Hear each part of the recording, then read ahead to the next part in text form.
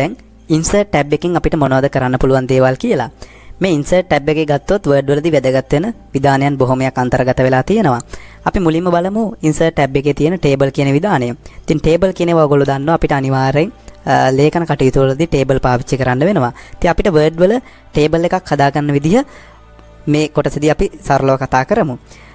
හරි, ඒකට මුලින්ම කරන්න ඕනේ ඔයගොල්ලෝ මෙන්න මේ table කියන icon එකට යන්න. එතකොට මේ table icon එක ක්ලික් කරාට පස්සේ ඔයගොල්ලන්ට පේනවා කොටු දැලක් වගේ එකක් මෙන්න මේ ස්ථානයේ තියෙනවා. ඉතින් අපිට table එකක් හදාගන්න ඕන නම් තියෙන සරලම ක්‍රමය තමයි අපේ table එකේ ආකෘතියට අනුව මෙන්න මේ කොටු දැල උඩ අපි mouse එක පල්ලෙහාට ඇදගෙන යන්න පුළුවන් drag කරගෙන. එතකොට ඔයගොල්ලන්ට පේනවා අපේ table එක page එකේ ඔටෝමැටිකලිම ඇඳෙනවා. ඉතින් අපේ අවශ්‍යතාවය අනුව අපිට අපි හිතමු උදාහරණයක් විදිහට අපිට තීරු 4ක් columns එහෙම නැත්නම් fields 4ක් අවශ්‍යයි. ඒත් එක්කම පේලි අපිට පහලට 6ක් අවශ්‍යයි නම් අපිට මෙන්න මේ වගේ මෙතනදී නවත්තලා අපිට අවශ්‍ය තැනදී අපි ක්ලික් කරන්න ඕනේ. ඒතර ක්ලික් කරාට පස්සේ අපේ page එකට table එක ඔටෝමැටිකලි මේ විදිහට ඇඳෙනවා.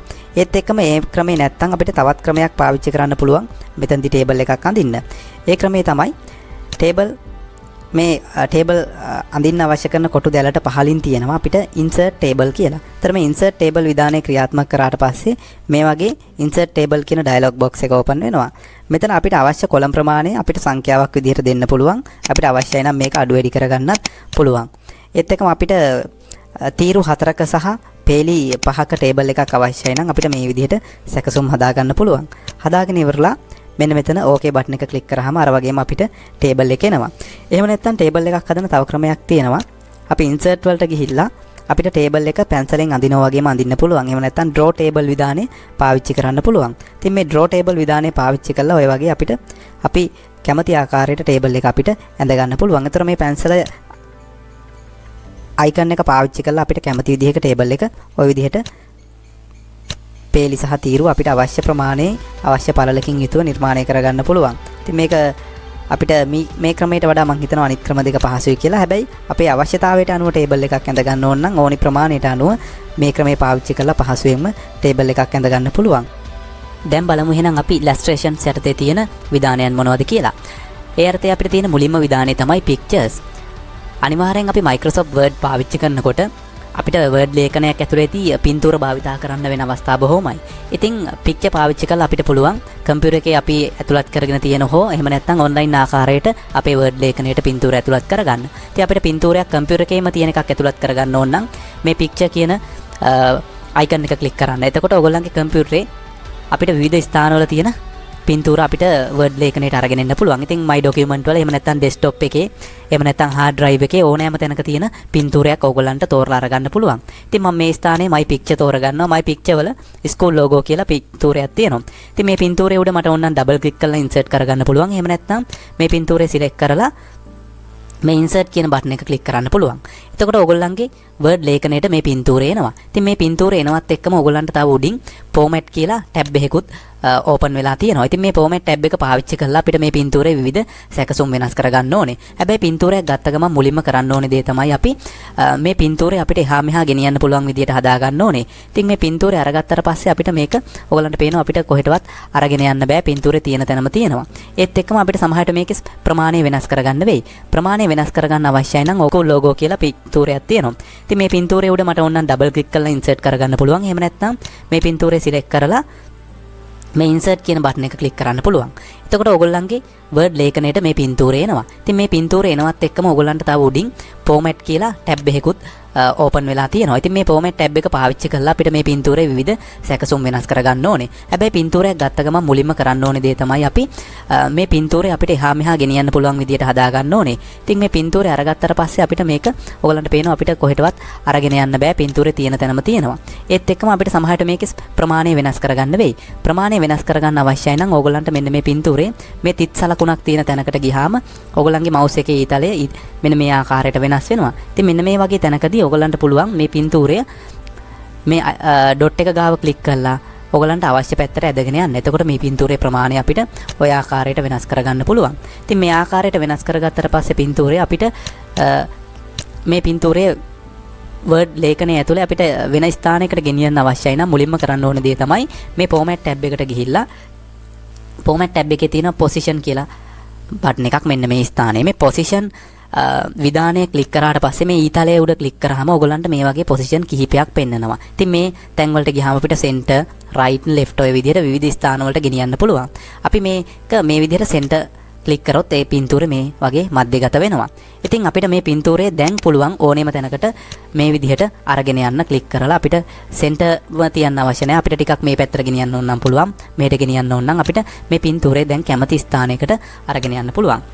ඒත් එක්කම අපිට මේ ෆෝමැට්ස් වල තවත් විධානයන් කීපයක්ම තියෙනවා අපිට පින්තූරයක සැකසුම් වෙනස් කරගන්න පුළුවන්. ඉතින් මේ කරෙක්ෂන් කියන එකට ගියාට පස්සේ අපිට මේ පින්තූරයේ වර්ණවත් බව වෙනස් කරගන්න පුළුවන්. ඔයගලන්ට පේනවා මෙතන අඳුරු පැහැයක් පළවෙනි පින්තූරේ. නමුත් අවසාන හරිය තියෙන පින්තූර අපිට මේ වගේ ලයිට් කලර් එකකට වෙනස් කරගන්න පුළුවන්. ඒත් එක්කම මේ ස්ථානයේ තවත් සැකසුම් කිහිපයක් තියෙනවා. මේ පින්තූරේ වර්ණය අපිට අවශ්‍ය නම් කළු සුදු හෝ වෙනත් වර්ණයකට ওই වගේ වෙනස් කර ගැනීමේ හැකියාවක් තියෙනවා. ඉතින් ඒ වගේ සැකසුම් කිහිපයක්ම මේ ඇඩ්ජස්ට් කියන ස්ථානයේ තියෙනවා. හොඳයි ඊට පස්සේ අපි බලමු ඉන්සර්ට් ටැබ් එකේ තියෙන අනිකුත් විධානයන් කිහිපයක්. අපිට ඔන්ලයින් ආකාරයටත් අවශ්‍යයි නම් පින්තූරයක් ලබා ගන්න පුළුවන්. ඒකට ඔන්ලයින් පික්චර් ක්ලික් කරාට පස්සේ ඔයගලන්ට මේ වගේ සුළු වේලාවකට පස්සේ අන්තර්ජාල සබඳතාවයේ තියෙනවා නම් අන්තර්ජාලය හරහා වුණත් පින්තූර ලබා ගැනීමේ හැකියාව තියෙනවා. ඉතින් මේ පින්තූරයක් උඩ ක්ලික් කරාම අර වගේම අපිට වර්ඩ් ලේඛනය ඇතුළට මේ පින්තූරේ ඔය ආකාරයෙන් ඉන්සර්ට් කර ගැනීමේ හැකියාව තියෙනවා. ඉතින් මේකට පොඩි වෙලාවක් ගත වෙන්න පුළුවන් අන්තර්ජාල සබඳතාවයේ වේගය අනුව. හරි අර වගේම අපිට පින්තූරේ අරගෙන ඒ අවශ්‍ය කරන සැකසුම් වෙනස් කර ගැනීමේ හැකියාව තියෙනවා. ඒත් එක්කම මෙතන අපිට තියෙනවා ඉන්සර්ට් ටැබ් එකේ ඊට පහලින් shapes කියලා. ඉතින් මේ shapes කියන්නේ අපිට අවශ්‍ය විවිධ හැඩතල වර්ඩ් ලේඛනයකට මේ shape ස්ථානයෙන් අරගන්න පුළුවන්.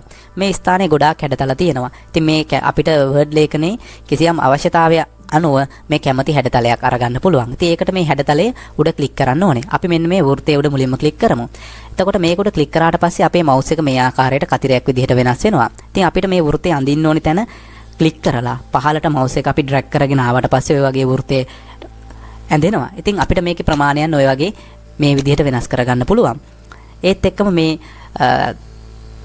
මෙතනදිත් අපිට මේ format tab එක open වෙනවා. ඉතින් මේ format tab එකේ තියෙන විධානයන් පාවිච්චි කරලා මේ විදිහට අපිට මේ වෘත්තේ වර්ණයන් ඔය ආකාරයට වෙනස් කරගන්න හැකියාව ලැබෙනවා. ඉතින් කළු වර්ණයෙන්ම නෙමෙයි නමුත් අපිට මෙතන විශාල වර්ණයන් ප්‍රමාණයක් තියෙනවා. මේ වර්ණයන් භාවිතා කරලා මේ වෘත්තේ සැකසුම් අපිට වෙනස් කරගන්න පුළුවන්. ඒත් එක්කම අපිට මෙන්න මේ ස්ථානෙන් තවත් සැකසුම් කීපයක් තියෙනවා. මෙතන අපි shape එකේ එහෙම නැත්නම් මේ අදාළ shape එකේ fill එක එහෙම නැත්නම් ඇතුලේ තියෙන වර්ණය මෙතනින් වෙනස් කර ගැනීමට හැකියාවක් තියෙනවා. ඒත් එක්ක මෙන්න මේ ස්ථානයෙන් අපිට මේ වෘත්තේ පිටතමායිම border එකේ වර්ණය වෙනස් කර ගැනීමේ හැකියාවක් තියෙනවා.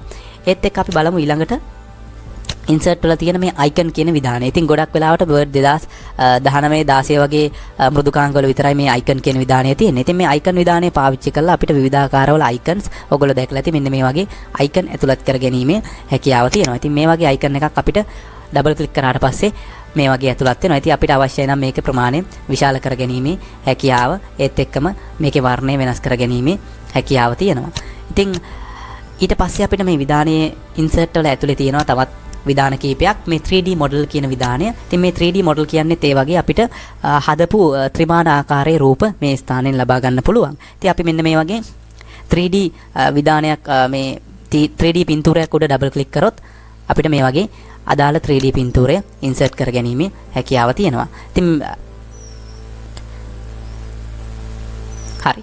දැන් අපිට මේ 3D පින්තූරය මේ වගේ ඇතුළත් වෙලා තියෙනවා. අර වගේම ඉතින් අපිට අවශ්‍යයි නම් මේ වගේ සැකසුම් වෙනස් කර ගැනීමේ හැකියාව මෙතනදිත් තියෙනවා. හරි. එහෙනම් අපි ඊළඟට බලමු ඉන්සර්ට් වල තියෙන අනෙක් විධානය. ස්මාර්ට් ආර්ට් කියන විධානය. ඉතින් මේ ස්මාර්ට් ආර්ට් අපිට ඊටාම වැදගත් විධානයක්. මොකද ඔයගොල්ලෝ දැකලා ඇති ගොඩක් වෙලාවට පාසල් වලදී ඒත් එක්කම ආයතන වලදී විවිධාකාරවල මේ වගේ process ඒත් එක්කම හයිරාකි වගේ දේවල් මෙන්න මේ වගේ ඉහළින්නම් පහළට ගමන් කරන දූරාවලියන් වගේ දේවල් නිර්මාණය කරලා තියෙනවා. ඉතින් අපිට අවශ්‍යයි නම් මේ වගේ දූරාවලියක් නිර්මාණය කරන්න අපිට මේ ස්මාර්ට් ආර්ට් පාවිච්චි කරන්න පුළුවන්. ඉතින් අපි මෙන්න මේ දූරාවලිය තෝරගමු. ක්ලික් කරලා අපි ඕකේ කරාට පස්සේ මෙන්න මේ විදිහට අපිට ඇඩ් වෙනවා. ඉතින් අපිට මේක ඕනනම් මේකේ වෙනස්කම් කරගන්න පුළුවන්. මෙන්න මේ ස්ථාන වල ටෙක්ස්ට් කියන තියෙන ස්ථාන වල ඩබල් ක්ලික් කරාට පස්සේ අපිට අවශ්‍ය විදිහට ටයිප් කිරීම කරන්න පුළුවන්. ඉතින් මේ වගේ දූරාවලියක් අපි උදාහරණයක් විදිහට පාසලක ගමුකෝ.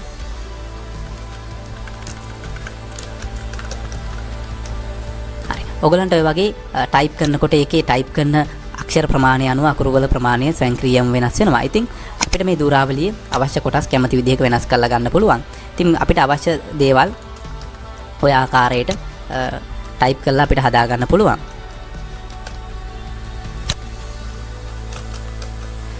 හරි. ඒත් එක්කම අනවශ්‍ය කොටසක් තියෙනවා නම් අපිට ඒක ඔය වගේ මකලා දාන්න පුළුවන්. ඒක මකලා දාන්න අපිට මුලින්ම මේක සිලෙක්ට් කරගෙන ඊට පස්සේ කීබෝඩ් එකේ backspace key එක එබපු ගමන් අපිට ඒක මැකිලා යනවා. ඉතින් ඔය වගේ අපිට දූරාවලියක් නිර්මාණය කරගන්න පුළුවන් මේ ස්මාර්ට් ආර්ට් පාවිච්චි කරලා. හරි. එහෙනම් අපි ඊළඟට බලමු කොහොමද charts ඇතුළත් කරගන්නේ word ලේඛනයකට. ඉතින් chart කියන ඒවාත් අපිට word එක වැඩ කරනකොට ඉතාම වැදගත් වෙනවා. මොකද chart අපි ගොඩක් වෙලාවට ප්‍රස්තාර එහෙම නැත්නම් මේ charts බහුලවම පාවිච්චි කරනවා අපි දත්ත නිරූපණයන් කරන්න. හරි. එහෙනම් මේ chart එකක් අපි ඇතුළත් කරගන්න මෙන්න මේ වගේ chart කියන icon එක උඩ ක්ලික් කරන්න ඕනේ. එතකොට අපිට chart වර්ග විශාල ප්‍රමාණයක් තියෙනවා. ඉතින් column chart, line chart, bar chart, area chart ඔය වගේ chart විශාල ප්‍රමාණයක් අතරින් අපිට කැමති chart එකක් තෝරගන්න පුළුවන්. අපි උදාහරණයක් විදිහට bar chart එක තෝරගමු. ඒතර bar chart එකක් අපි තෝරගත්තට පස්සේ මෙතනින් අපිට පුළුවන් තවත් මේකේ 3D ද එහෙම නැත්නම් 2D ද කියන එකත් මේ ස්ථානයෙන් ලබා දෙන්න. අපි මෙන්න මේ chart එක තෝරගෙන ඕකේ කරමු. එතකොට පොඩි වෙලාවකදී ඔයගොල්ලන්ට මේ chart එක word ලේඛනය ඇතුළට වෙනවා. හැබැයි මේ chart එකේ තියෙන්නේ අපිට ඕනේ කරන දත්තයන් නෙමෙයි. ඉතින් ඒත් එක්කම මේ open වෙන Excel ලේඛනය පාවිච්චි කරලා ඔයගොල්ලන්ට මේ දත්ත ටික ඔයගොල්ලන්ට අවශ්‍ය ආකාරයට වෙනස් කර ගැනීමේ හැකියාව තියෙනවා. ඒතර මේ දත්ත ටික වෙනස් කරනකොට ඔයගොල්ලන්ට පේනවා මේ chart එක ස්වයංක්‍රීයවම ওই විදිහට වෙනස් වෙනවා. ඉතින් අපිට කැමති විදිහක ඔය වගේ chart එකක් නිර්මාණය කර ගැනීමේ හැකියාව word වලිනුත් තියෙනවා. අපි ඊළඟට බලමු කොහොමද text box එකක් word ලේඛනයක් ඇතුළට අරගන්නේ කියලා.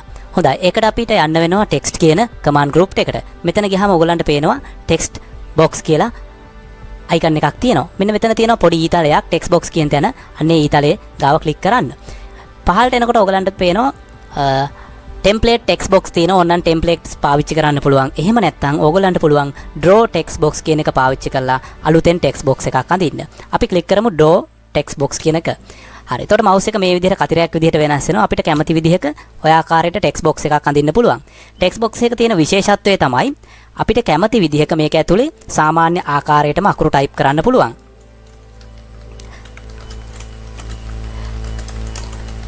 හරි. ඔය ආකාරයෙන් අපිට අකුරු type කරන්න පුළුවන්. නමුත් වෙනසක් නැහැ. මේකේ තියෙන වෙනස තමයි අපිට මේ text box එක page එකේ ඕනෙම තැනකට අරගෙන යන්න පුළුවන්. ඒත් එක්කම මේ text box එකේ size එක අපිට ওই විදිහට වෙනස් කරගන්න පුළුවන්. ඉතින් අපිට word වලදී ඔන්න ඔය ආකාරයට text box එකක type කරපු අකුරු විවිධ තැන් වලට අරගෙන යන්න පුළුවන්. ඒකයි text box එකක තියෙන විශේෂත්වය. හරි. ඊට පස්සේ අපි බලමු text box වලට පස්සේ header සහ footer කියන විධානයන් කොහොමද පාවිච්චි කරන්නේ කියලා. header සහ footer පාවිච්චි කරන්නේ ගොඩක් වෙලාවට අපි report එකක් ඒත් එක්කම පොතක් ඒ වගේ වාර්තාවක් පිටු කීපයකින් සමන්විත ලේඛනයක් හදනවා නම් header සහ footer ඇතුළත් කරන ඕගොල්ලෝ දැකලා ඇති පොතක් අරගත්තට පස්සේ ඒ පොතේ කතුවරයාගේ නම ඒත් එක්කම පොතේ නම හැම පිටුවකම ඉහළ හෝ පහළ හැම පිටුවකම මුද්‍රණය කරලා තියෙනවා. ඉතින් එතෙන්දී හැම පිටුවකම එක එක type කරන්නේ නැහැ. ඒ වගේ වෙලාවට අපි කරන්නේ header එකක් හෝ footer එකක් add කරනවා. එතකොට මේ header එක සහ footer එක ලේඛනේ පුරාම තියෙන සියලුම පිටුවල අන්තර්ගත වෙනවා. හරි. අපි එහෙනම් header එකක් ඇතුළත් කරලා බලමු. ඒතර මේ වගේ template headers තියෙනවා. ඔයගලන්ට පාවිච්චි කරන්න පුළුවන්. ඉතින් මෙතනින් අපිට එක header එකක් ඕන නම් මෙතනින් තෝරගන්න පුළුවන්. හරි. අපි පහළට ගිහිල්ලා ඔය වගේ තියෙන headers අතරින් එකක් ඕන නම් කැමති නම් තෝරගන්න පුළුවන්. නමුත් ඊට වඩා වෙනස් ක්‍රමයක් තියෙනවා අපිට කැමති විදිහටම header එකක් ඇතුළත් කරන්න ඕන නම් ඔයගොල්ලෝ යන්න ඕනේ ඔයගොල්ලන්ගේ පිටුවේ උඩ කෙළවරට මෙන්න මෙතනට ගිහිල්ලා මෙතන ඩබල් ක්ලික් කරන්න. එතකොට ඔයගොල්ලන්ට header එක empty header එකක්. එහෙම නැත්නම් his header එකක් ලැබෙනවා. මේ header එකේ අපිට කැමති දෙයක් type කරන්න පුළුවන්. හරි මම type කරනවා මෙතන digital guru කියලා. ඒත් එක්කම මේකේ size එක අපිට font size එක මම වෙනස් කරගන්නවා 15ට. ඒත් එක්කම bold කරලා මේක මම අරගෙන යනවා පිටුවේ දකුණු පැත්තේ කෙළවරට. right. ඊට පස්සේ පිටුවේ වෙන හිස් තැනක ක්ලික් කරාට පස්සේ අපේ header එක automatically add වෙනවා. ඉතින් අපිට පල්ලෙහා පිටු වලට ගිහින් බැලුවාම පේනවා. දැන් පල්ලෙහා පිටු වලටත් යනකොට අපිට පේනවා ඒ හැම පිටුවකටම මේ header එක ඇතුළත් වෙලා තියෙනවා. ඉතින් ඒ වගේම අපිට footer එකක් ඇතුළත් කරන එකත් ඒ විදිහටම කරන්න පුළුවන්. ඉතින් footer එකක් ඇතුළත් කරනවා නම් අපිට පුළුවන් insert වලට ගිහිල්ලා footer කියන තැන තියෙනවා හදපු templates. නමුත් අපිට ඕන නම් අපේම විස්තර ඇතුළත් කරලා අපිට අවශ්‍ය ආකාරයට footer එකක් හදාගන්න ඔයගොල්ලෝ යන්න ඕනේ මේ page එකේ පහළ මායිමට ගිහිල්ලා bottom එකට මෙතන double click කරන්න. එතකොට ඔයගොල්ලන්ට මේ වගේ footer කියන එක add වෙනවා. ඉතින් අපිට මෙතන type කරන්න පුළුවන්. මෙතන මම type කරනවා මෙතන digital guru කියලා. right. මම ඒක මේ පිටුවේ වම් පැත්තේ වම් පැත්තට ඉන්ඩෙන්ට් කරලා අරගන්නවා. ඒත් එක්කම ෆොන්ට් සයිස් එක ටිකක් වෙනස් කරනවා. හරි. එතකොට නැවතත් පිටුවේ හිස් තැනක ක්ලික් කරාට පස්සේ ඔයගලන්ට පේනවා මේක හෙඩර් එකක් සහ පුටර් එකක් අපිට හඳුනා ගන්න තියෙන ලේසිම ක්‍රමය තමයි ඒක අපිට ලා පාටින් තමයි නිරූපණය වෙන්නේ. ඉතින් අපි පහළ තියෙන අනික් පිටු වලට යනකොට අපිට පේනවා හැම පිටුවකටම මේ හෙඩර් එක සහ පුටර් එක ඇතුළත් වෙලා තියෙනවා. අපි තවත් අලුතෙන් පිටුවක් නිර්මාණය කරොත් empty පිටුවක් ඒ පිටුවටත් මේ පුටර් එක ඒ විදිහටම ඇතුළත් වෙනවා. හොඳයි. ඊට පස්සේ අපි බලමු කොහොමද පිටුවකට පිටු අංකයක් දාන්නේ කියන එක. අපි report එකක් වගේ එකක් හදනකොට අපිට අනිවාර්යෙන් පිටු අංක ඇතුළත් කරන්න සිද්ධ වෙනවා. ඉතින් පිටු අංක අනිවාර්යයි පොතක් වගේ දෙයක් අපි ටියුට් එකක් හදනවා නම් පිටු අංක අපි අනිවාර්යෙන් ඇතුළත් කරන්න ඕනේ. ඒකට මෙන්න එතන තියෙනවා page number කියන විධානය. ඉතින් අපිට පිටු අංක කැමති තැන් වලින් ඇතුළත් කරන්න පුළුවන්. top of page ඒ කියන්නේ පිටුවේ ඉහළින් bottom of page ඒත් එක්කම ඒ කියන්නේ පිටුවේ පහළින් current position කියන්නේ අපි දැන්ට cursor එක තියෙන ස්ථානය ඇතුළත් කරන්න පුළුවන්. ඉතින් අපි bottom of page කියන එක තෝරගමු. පිටු අංක තියෙනවා මේ වගේ විවිධ ෆෝමැට්ස් වලට හදපු ඒවා.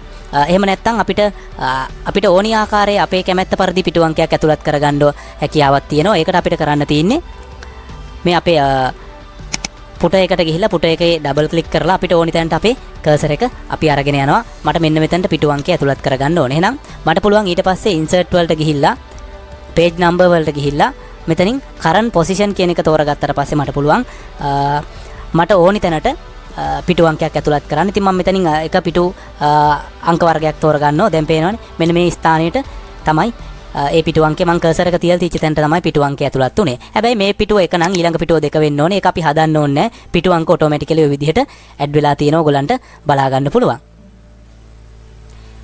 හරි. ඊළඟට අපි බලමු මෙන්න මේ සිම්බල් කොටස. සිම්බල්.